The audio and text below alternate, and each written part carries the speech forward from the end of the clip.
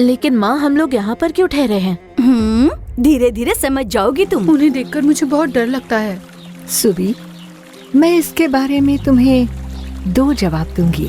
एक तो प्यार और दूसरा है धीरज। एक इंसान के अंदर धीरज कितना जरूरी है उसके बारे में जरा सोच कर देखिए कि आपका जीवन कैसा है। इस कार्यक्रम को देखने वाले आपके जीवन में क्या धीरज है? सारे दुखों को सहने का विचार कीजिए। धीरज बहुत ही जरूरी।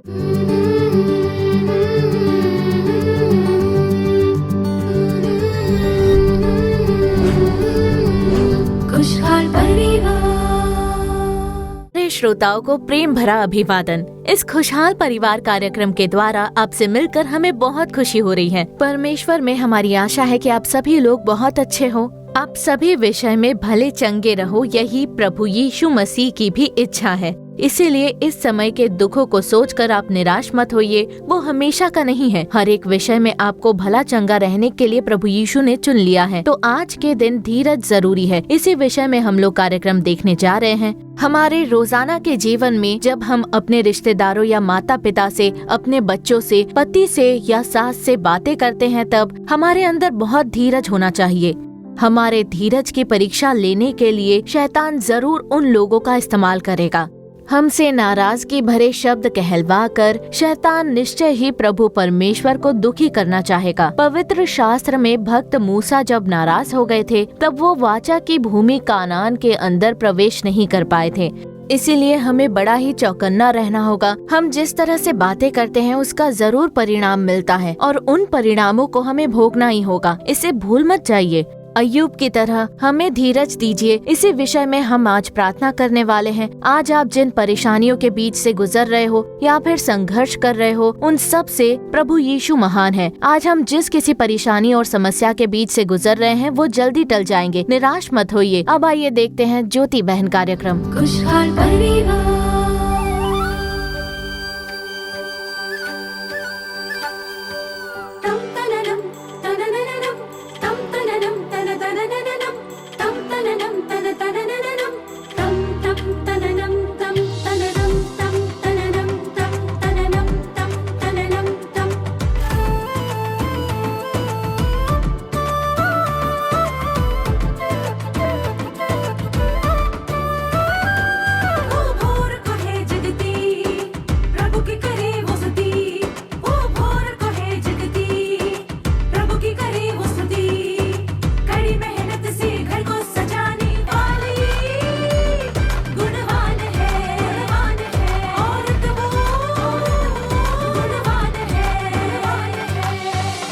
ज्योति बहन,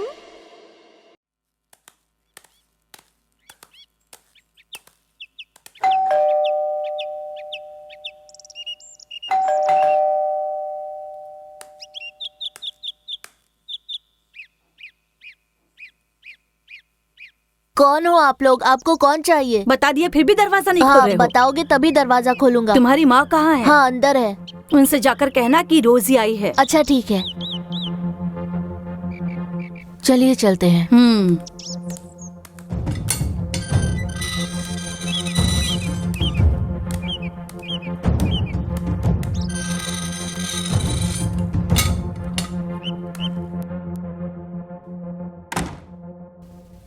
मम्मी, आपसे मिलने के लिए कोई 2 लोग आए हैं। मुझसे मिलने के लिए? हाँ मम्मी, आपसे मिलने के लिए। उनमें से एक ने अपना नाम रोजी बताया। रोजी?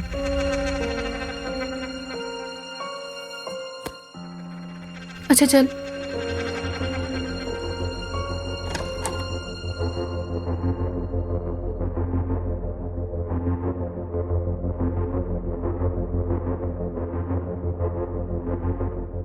मैंने तो दरवाजा खोला ही नहीं था, आप लोग खुद ही दरवाजा खोलकर अंदर आ गए। मेरे घर के अंदर आने के लिए मुझे किसी की इजाजत की जरूरत नहीं है। आपका घर। तू जरा चुप रहेगा। मम्मी जी कैसी हैं आप? और भाभी आप कैसी हैं? बस ठीक है। तुम तो यहाँ पर रानी बनकर बैठी हो और वहाँ मेरा बेटा कितनी मेहनत कर रहा है। मम्मी जी आप खाना खा लीजिए। क्यों, इसे नहीं बुलाओगी खाने के लिए? क्या मैं अकेले तुम्हारे घर पर आई हूँ? वैसी बात नहीं है मम्मी जी, आप भी खाना खाने आ जाइए। हमने रास्ते में ही खाना खा लिया है। हम कुछ दिन यहीं पर ठहरने वाले हैं। अब इतना क्या सोच रही हो? वैसे कोई बात नहीं है, ऊपर एक रूम है, आप लोग वहाँ पर ठहर सकती हैं। अपने ही घर में मेहमान बनकर रहना पड़ता है। चलो माँ।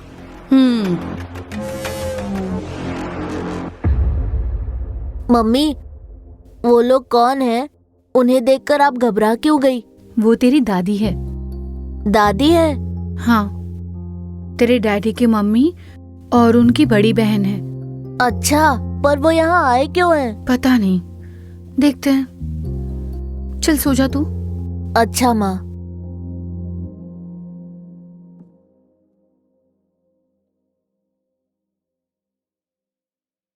किस सोच में पड़ गई माँ?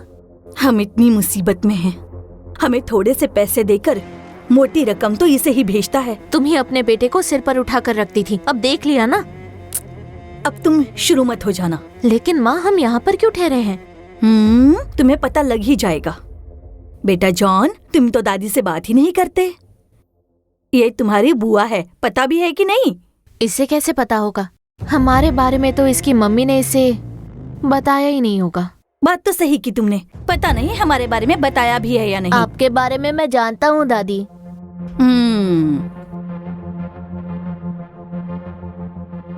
आप लोग अभी अभी आए हैं ना, इसीलिए आपसे शर्मा रहा है।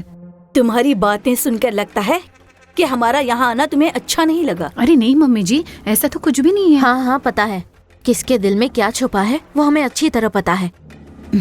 अच्छा बेटा जॉन, आज स्कूल नहीं गए तुम? नहीं दादी, आज हमारे स्कूल की छुट्टी है। दोपहर का खाना बन गया है या फिर? मैं बस अभी बनाने ही जा रही थी। अच्छा, जरा जल्दी जाकर बना दो।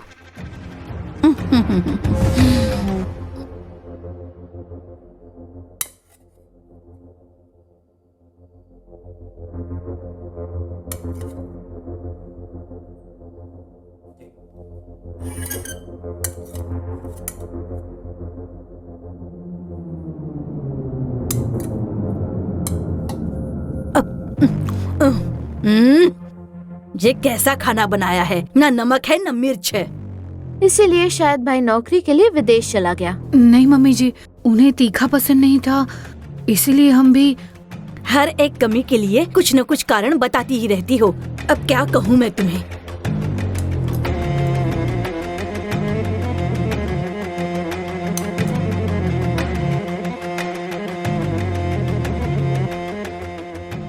माँ, मुझे खाना नहीं चाहिए, खा नहीं पा रही मैं इसे।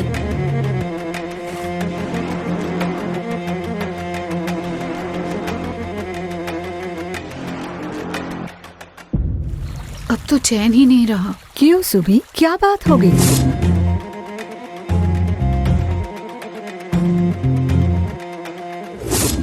ये तो घर घर की कहानी है सुबी। लेकिन दीदी, आज तक वो लोग यहाँ आए ही नहीं थे, अचानक से आकर अधिकार जमाने लगे। तुम उसे अधिकार का नाम कैसे दे सकती हो? उनका भी तो यहाँ उतना ही हक है। दीदी, हक और अधिकार के बीच मैं अंतर जानती हूँ दीदी। उन्हें देखकर ही डर लगने लगता है। सुबी, मैं इसके बारे में तुम्हें 2 जवाब दूंगी। एक तो प्यार और दूसरा है धीरज। इस समय ये दोनों ही गुण तुम में जरूर होने चाहिए, क्योंकि वचन में लिखा है कि प्रेम सब कुछ सह लेता है। अगर तुम्हारे घर में होने वाली हर चीज को सहना है तो तुम्हें प्रेम की जरूरत है। और उसी समय जब वो लोग कुछ बोले तो उसका उल्टा जवाब अगर तुम्हें नहीं देना है तो तुम्हें धीरज होना चाहिए। इसलिए मैंने कहा कि तुम में प्रेम और धीरज दोनों ही होने चाहिए। और साथ ही साथ तुम प्रार्थना भी करना। शत्रु की कुछ क्रियाएं तुम्हारे विरुद्ध कार्य कर सकती हैं, तुम पर प्रबल हो सकती है, इसलिए प्रार्थना बहुत जरूरी है। समझ गई ना? वो सब तो ठीक है दीदी, पर मुझे तो घर जाने में भी घबराहट हो रही है। फिक्र मत करो सुबी, इससे पहले तुम अपने घर में बिल्कुल अकेलेपन में रहती थी, पर अब देखो तुम्हारे घर में 2 रिश्तेदार आ गए हैं। तुम ऐसा क्यों नहीं सोचती? प्रभु की अनुमति के बगैर तुम्हारे जीवन में कुछ भी नहीं हो सकता। इस बात को पहले समझना होगा। जब तुम इसे समझोगी तभी प्रेम और धीरज प्रकट होगा। हो सकता है उनके दिल में भी कुछ नाराजगी या फिर घाव हो सकते हैं। कुछ समय के लिए वो दिख सकता है, सिर्फ तुम्हें धीरज से काम लेना है। जल्दबाजी में कुछ ऐसा वैसा मत बोल देना। अच्छा दीदी।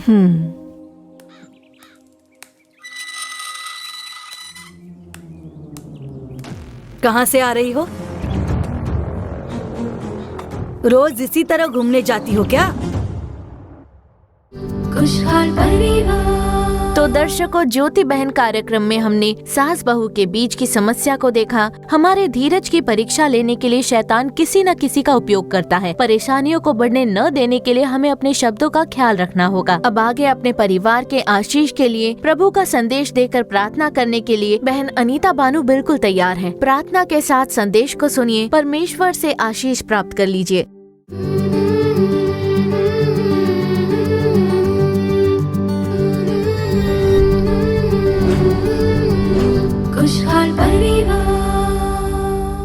मसीह में हमारे प्रियजनों, इस खुशहाल परिवार कार्यक्रम के माध्यम से आप लोगों से फिर से मिलने में हमें बेहद खुशी हो रही है और हम इस कार्यक्रम में आपका प्रेम पूर्वक स्वागत करते हैं। हमारे प्रियजनों, हमें विश्वास है कि ये कार्यक्रम आपके लिए बहुत बड़ा आशीर्वाद होगा। आज के दिन भी धीरज जरूरी है, इसी विषय पर हम मनन करने जा रहे हैं, ध्यान करेंगे और हम पवित्र वचन के आधार पर विचार करने वाले हैं। हमने एक सुंदर नाटक देखा है कि नहीं? उस नाटक के माध्यम से आप देख सकते हैं कि धैर्य कितना जरूरी होता है। ये बात उस नाटक के जरिए हम लोगों ने सीख लिया है कि नहीं? और ठीक इसी तरह हमारे जीवन में भी जब हम धीरज को खो देते हैं तो कितने परिवार संघर्ष कर रहे हैं, कितने मन पीड़ा में डूबे हुए हैं। हम अपनी नौकरी खो सकते हैं। हम सोचते हैं कि क्या इस काम को करना चाहिए या छोड़ दें, ये जिम्मेदारी निभानी चाहिए या छोड़ देनी चाहिए, इस व्यापार को करें या ना करें। इतनी सारी समस्याएं हम झेल रहे हैं। हमारे जीवन में लगातार ऐसे प्रश्न उठते रहते हैं। लेकिन बाइबल में एक बात कही गई है, सबोपदेश अध्याय 7 और वचन 8, धीरजवंत पुरुष अहंकारी से उत्तम है, ऐसा एक वचन लिखा हुआ है। तो अगर हम अहंकारी बातों से बचें और धीरज के साथ कार्यों को सहन करते हुए आगे बढ़ें, तो वो कार्य उत्तम रूप से आपके लिए निश्चय ही संपन्न होगा। वो कार्य महान फल देगा। बाइबल हमें यही सिखाती है। अब सोचिए, एक व्यक्ति के भीतर धीरज कितना ही आवश्यक होता है। आपका जीवन आज कैसा चल रहा है? जब आप ये बातें सुन रहे हैं तो क्या आप अपने जीवन में धीरज के साथ हर कठिनाई को सहन कर रहे हैं, या फिर बार बार आपको क्रोध आता है तो गुस्से की वजह से आप अक्सर अपना धीरज खो देते हो? धैर्य खोने की वजह से क्या आप कई बातों में उलझ गए हैं? क्या आपने अपनी शांति खो दी है? क्या आपने खुशी खो दी है? क्या धीरज खो देने के कारण आप अपने परिवार में शांति से नहीं रह पा रहे हो? क्या आप अपने काम में चैन से नहीं हो? सोच कर देखिए कि धीरज कितना जरूरी होता है। मैं आपको एक बात बताती हूँ। एक बार एक माँ जी मेरे पास आई। उन्होंने कहा, मेरा बेटा अब एक गलत संबंध में पड़ गया है, लेकिन उसके पिता इस शहर में नहीं है, वो मिलिट्री में काम करते हैं। तो उस पत्नी ने अपने पति से 26 साल तक अलग रहकर अपने बच्चों को सास के साथ मिलकर पाल पोस कर परिवार को संभाला। वो बच्चों के साथ ही जीवन जीती रही। लेकिन 26 साल बाद उनका बेटा एक गलत संबंध में पड़ गया, और जब ये बात उस पिता को पता चली तो उन्होंने कहा कि बच्चे तो तुम्हारे पास ही रहते थे, तुमने ही पाल पोस कर उन्हें बड़ा किया, तुमने अच्छी परवरिश नहीं दी क्या? मैं वहाँ से सब कुछ भेजता रहा, सब करता रहा, अब देखो वो इतना गलत रास्ते पर चला गया है। ये बात वो पिता स्वीकार नहीं कर पाए। सच है, बेटा गलती कर रहा है, सब जानते हैं, लेकिन पिता उसे स्वीकार नहीं कर पा रहे हैं। उस पत्नी ने अपने पति से बात की, काफी समझाया, माफी मांगी। उस बेटे ने भी आकर माफी मांगी, सब कुछ समझा दिया गया और पिता ने उसे स्वीकार भी कर लिया। जब ये बात तय हो गई कि पिता को मंजूर है तो लड़की वालों से बात भी हो गई, बेटे की मंगनी की बात हुई। जब मंगनी का समय आया तब देखिए उस पिता ने क्या किया। पिता को फिर से वो रिश्ता पसंद नहीं आया कि मेरे बेटे ने मेरी बात नहीं मानी और अपनी मर्जी से जीवन साथी चुन लिया है। और ये बात उस पिता को बिल्कुल भी मंजूर नहीं थी, उनका बिल्कुल भी मन नहीं था। जब फंक्शन का समय आया तब उस दिन देखिए वो अकेलेपन में कहीं पर अपना काम कर रहे थे और वहाँ से उन्हें उस फंक्शन में आने का बिल्कुल भी मन नहीं था और वो नहीं आए। तब उस परिवार के रिश्तेदारों ने जाकर उन्हें मना लिया और मन ना होते हुए भी उन्हें उस फंक्शन में शामिल होना पड़ा। ये सब होने के बाद वो बहन हमारे कार्यालय में सलाह लेने के लिए आई थी। अब तो सगाई भी हो चुकी थी, सब कुछ तय हो चुका था, शादी होनी थी बस, लेकिन पिता अभी भी आने को तैयार नहीं थे। और उसी बीच वो बहन हमारे पास सलाह लेने आई। जानते हैं उन्होंने क्या कहा? कि मेरे बेटे ने जो किया वो बिल्कुल गलत है, लेकिन अपने पति से मैं 26 साल तक अलग रही उनके काम के कारण। और अब जब मेरे बेटे की शादी तय हो चुकी है तो वो इस शादी में शामिल नहीं होना चाहते। मेरे बेटे ने जो गलती की है उसके चलते मेरे पति इस शादी से बिल्कुल भी खुश नहीं थे, लेकिन मैं ये नहीं चाहती कि मेरा परिवार टूट जाए। इस स्थिति में मुझे धीरज के साथ एक निर्णय लेना है। मैं अपने बेटे से भी अलग नहीं होना चाहती और ना ही अपने पति से अलग होना चाहती हूँ। कृपया आप ही परमेश्वर की सलाह दीजिए कि मैं क्या करूँ। वो बहुत रो रही थी। उन्होंने कहा कि मेरे पति से कृपया बात कीजिए, और फिर हमने फोन के माध्यम से उनके पति से संपर्क किया। उन्होंने हमारी बात सुन ली। वे तुरंत यहाँ पर आ गए। फिर हमने उनके पति को भी सलाह दी। उनसे कहा कि भाई, आपके बेटे से गलती हुई है, ठीक है, लेकिन आप पिता हैं, आप उनसे बड़े हैं। बेटे से तो गलती हो चुकी है। अब देखिए, वो भाई साहब भी अपने बेटे को लेकर रो रहे थे। निश्चय ही वो बहुत पीड़ा में थे। पर आप देखिए, आप पिता हो, अगर घर में कुछ खुशी की बात है और अगर आप ऐसे रोते हुए उनके परिवार को शुरू करेंगे तो जरूर आपके बेटे को ये बुरा लगेगा। उसने तो गलती कर दी, लेकिन अब जब इतने सारे प्रयासों के बाद ये अवसर आया है और आप नहीं आएंगे तो सोचिए ये परिवार के लिए कितना प्रभावित कर देने वाला होगा। आप जरा खुद सोच कर देखिए। ऐसा हम लोगों ने उनसे कहा। तब उन्होंने कहा, ठीक है बहन, मैं आपकी बात मानता हूँ। मैं भी परमेश्वर का भय मानता हूँ। मैं भी यीशु से प्रार्थना करता हूँ। आपने जो भी कहा उसके बारे में मैं प्रार्थना करूँगा। मैं जा रहा हूँ, लेकिन जो मेरे बेटे ने किया वो मुझे बहुत दुख दे रहा है, बहुत पीड़ा दे रहा है। हमने कहा, आप दुखी मत होइए, आपका बेटा अब इस कार्य को खुशी से पूरा करे, यही अच्छा है। और फिर सचमुच प्रभु ने उनके मन को छू लिया था, उनके मन से बात की थी। तब वो शांति के साथ वहाँ गए। देखा आपने, हमारे जीवन में भी ऐसा ही होता है। कोई ना कोई समस्या, कोई ना कोई परिस्थिति हमें पीड़ा देती है, हमें दुख देती है, धैर्य छीन लेती है। हम ऐसे हालात में पहुँच जाते हैं कि जहाँ हमें समझ में नहीं आता कि क्या निर्णय लें। लेकिन उस परिस्थिति में जब वो बहन प्रभु की सलाह लेने के लिए आई थी तो देखिए, उन्होंने अपने पति का प्रेम भी फिर से खोजा और अपने बेटे का भी प्रेम खोजा।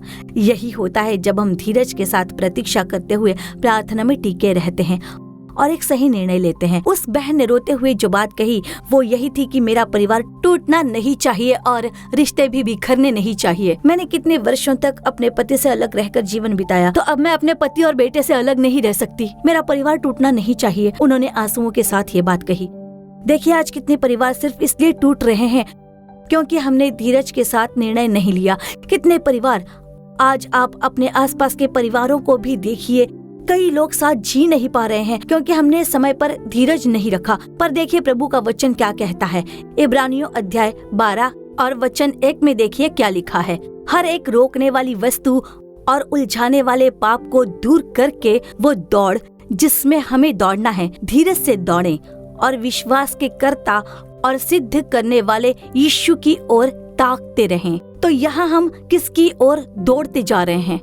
यीशु की ओर दौड़ रहे हैं और हमें उस दौड़ को धीरज के साथ दौड़ना है जो हमारे लिए निर्धारित की गई है।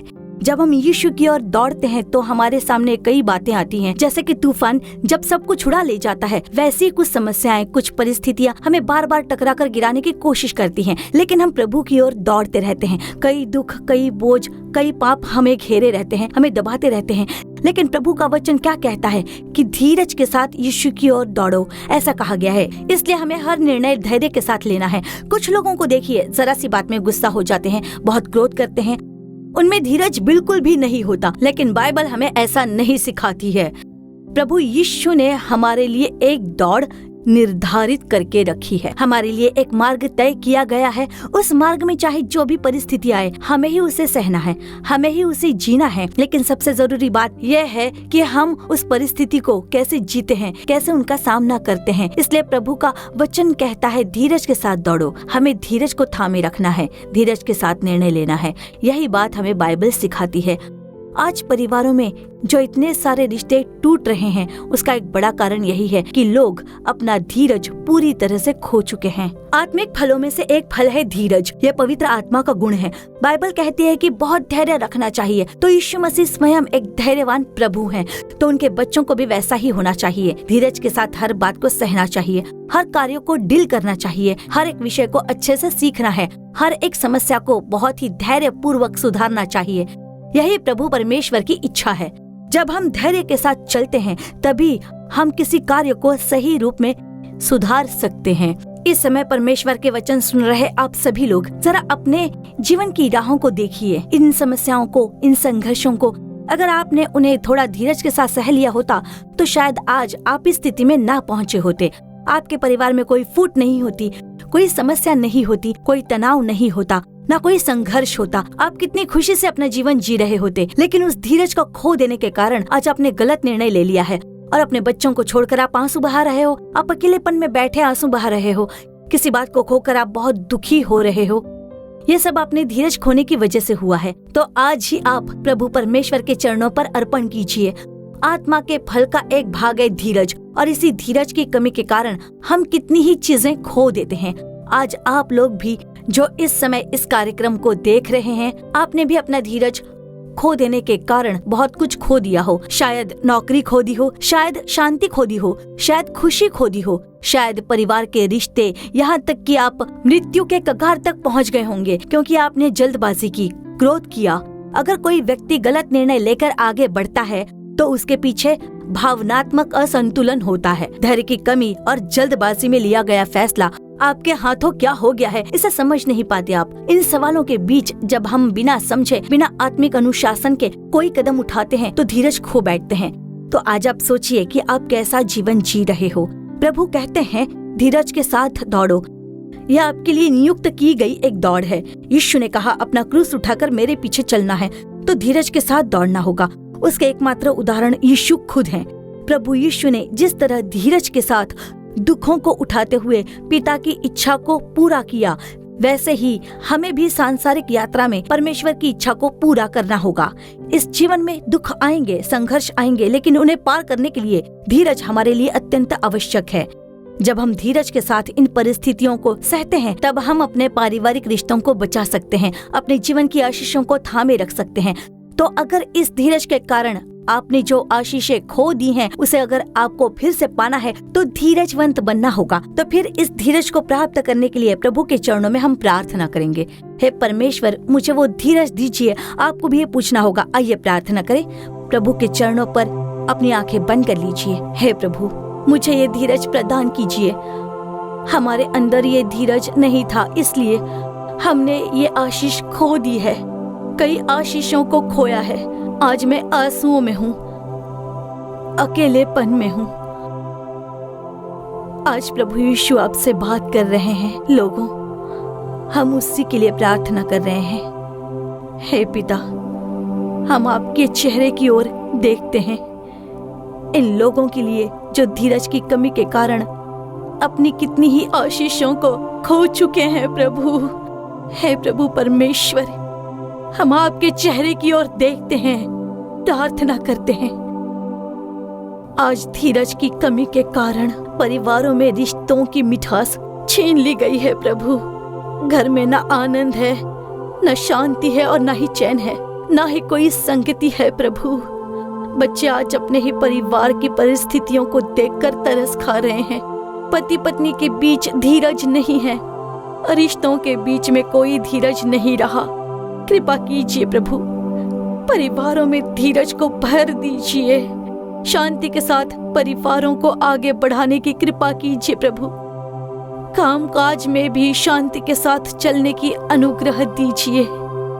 हम आपके हाथों में समर्पण के साथ प्रार्थना करते हैं। जैसे आपने इस धरती पर जीवन बिताया था प्रभु, वैसे ही हमें भी इस जीवन में धैर्य के साथ चलने के लिए आपकी कृपा कीजिए। इस संसार में जब आपने दुख को सहा, मार को सहा, उन सभी पीड़ाओं को सहा जो आपने अपने धीरज के साथ सह लिया था, वही धीरज आज आप अपने बच्चों में भी भर दीजिए। ऐसी हम लोग प्रार्थना करते हैं पिता।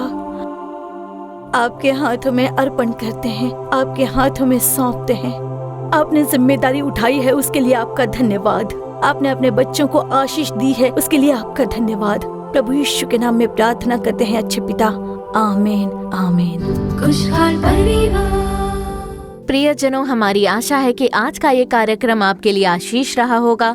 आपने जो भलाइयों को पाया है उसे हमें बताना भूलिए मत। आपकी जो भी प्रार्थना विनती है उसे चिट्ठियों के द्वारा या ईमेल के द्वारा हमें जरूर बताइए। आपके लिए प्रार्थना करने और सलाह देने के लिए भाई मोहन सी लाजरस और प्रभु के दूसरे दास बिल्कुल तैयार हैं। Jesus redeemed social media platform के दूसरे कार्यक्रमों को देखना बिल्कुल भूलिए मत। विशेष करके आप प्रार्थना करें, हमारे दूसरे प्रार्थना कार्यक्रमों से जुड़िए और देश के लिए प्रार्थना कीजिए। बेदारी की प्रार्थना में शामिल होइए। लगातार इन प्रार्थनाओं में शामिल होकर प्रभु की आशीष पाइए। अपने परिवार समेत इसमें भाग लेकर देश के लिए प्रार्थना कीजिए। परमेश्वर निश्चय आपको और आपके परिवार को आशीष देंगे। फिर अगले कार्यक्रम में आपसे दोबारा मुलाकात होगी। तब तक प्रभु की महान कृपा आपके संग बनी रहे।